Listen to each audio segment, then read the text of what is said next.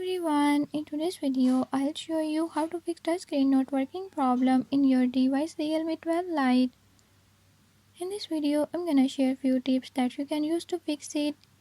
If you found these tips helpful, press the subscribe button and ring the notification bell. Make sure to watch complete video and learn I can do it. Let's watch the video.